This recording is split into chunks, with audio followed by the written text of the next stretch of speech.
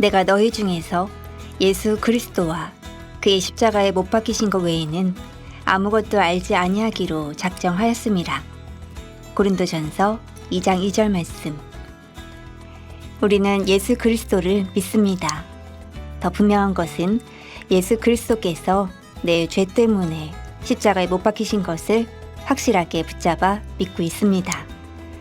가장 중요한 진리는 십자가 속에 있습니다. 그 십자가 속에 하나님의 놀라운 사랑이 들어 있습니다. 그 십자가 속에 하나님의 놀라운 약속과 축복이 들어 있습니다. 그것은 바로 온 세상에 미칠 큰 기쁨의 소식, 복음입니다.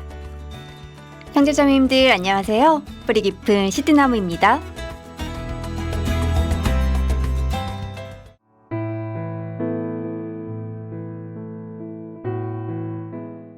이 천국 복음이 모든 민족에게 증거되기 위하여 온 세상에 전파되리니 그제야 끝이 오리라. 마태복음 24장 14절 말씀. 한국에 선교사로 오셔서 힘을 다해 복음을 전하다 한국 땅에 묻힌 외국인 선교사님들의 묘가 있는 양아진 선교사 묘원에는 거의 100여 명이 넘는 선교사님들과 그 자녀들이 이 땅에서 심장을 묻었습니다. 그분들은 진정 이 한국을 주님께서 명령하신 땅끝으로 알고 나와왔습니다.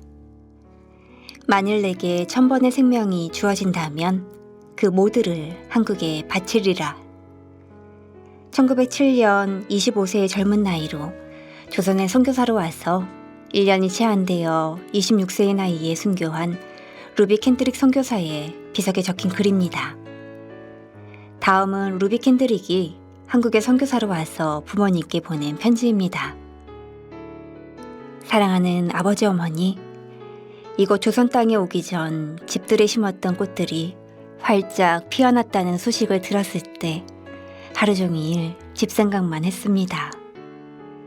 욕심쟁이 수지가 그 씨앗을 받아 동네 사람에게 나누어 주다니 너무나 대견스럽군요. 아마 내년 봄이 되면 온통 우리 동네는 제가 심은 노란 꽃으로 덮여 있겠군요. 아버지 어머니, 이곳 조선 땅은 참으로 아름다운 곳입니다. 모두들 하나님을 닮은 사람들 같습니다. 선한 마음과 복음에 대한 열정으로 보아 아마 몇십 년이 지나면 이곳은 예수님의 사랑이 넘치는 곳이 될 것 같습니다.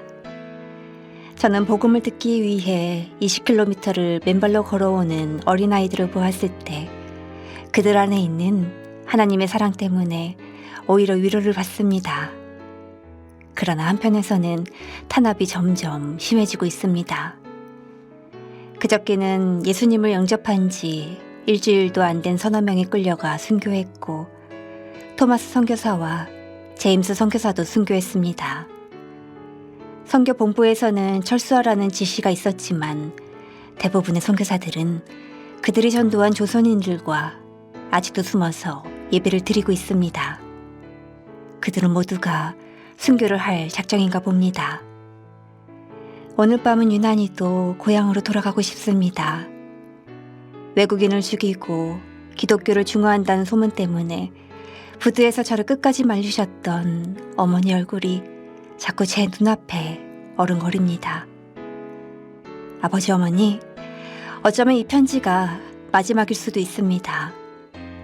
제가 이곳에 오기 전 뒤틀에 심었던 한 알의 씨앗이 이제 내년이면 온 동네가 꽃으로 가득하겠죠.